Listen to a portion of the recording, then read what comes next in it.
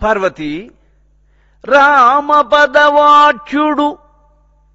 ఆది నారాయణుండే.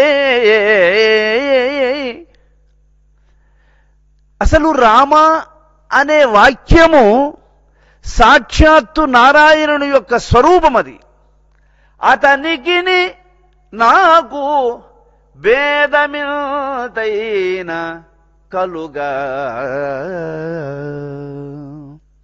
పరబ్రహ్మస్వరూపుడైనటువంటి ఆ రామచంద్రమూర్తికి నాకు భేదము ఇంత ఇంత ఇంత కూడా భేదము లేదు. ఆయనకు నాకు, మేమిద్దరము అద్వయ బ్రహ్మమయుల అట్టగుట వలన ఇంతి నాయంద నేను రమింతునెప్పుడు. ఆ పరబ్రహ్మస్వరూపుడైనటువంటి రామచంద్రమూర్తికి నాకు భేదము ఇంత కూడా లేదు. కనుకనే నాలోనే నేను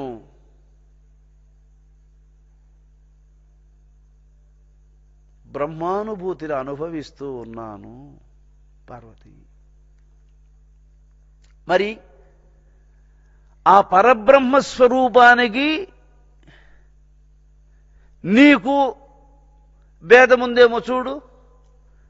ఆ బ్రహ్మస్వరూపానికి నీకు భేదముందేమో చూడు. భేదము ఎక్కడుంది అంటే మనస్సు బ్రహ్మస్వరూపానికి వేరై ఉంది గనుక ఆయనకు నీకు భేదాన్ని ఏర్పరిచింది మనసే. నీ మనస్సు ఆ బ్రహ్మస్వరూపాన్ని మరులుకోవడం లేదు. అందువల్ల నీకు ఆయనకు మధ్య మాయ లేదా భ్రాంతి,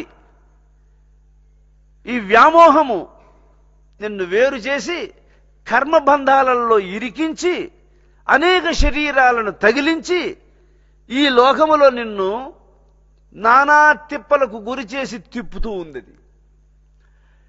ఈ తిప్పలనన్నీ తప్పించుకోవాలి అనుకుంటే నీయందే ఉన్నటువంటి సత్యస్వరూపుడైనటువంటి ఆ పరబ్రహ్మమును గురువు యొక్క సేవ ద్వారా, గురువు యొక్క బోధ ద్వారా, గురువు యొక్క అనుగ్రహం ద్వారా నీలోనే ఉన్నటువంటి ఆ సత్యస్వరూపాన్ని తెలుసుకో, తెలిసి కలుసుకో, కలిసి మేలుకో.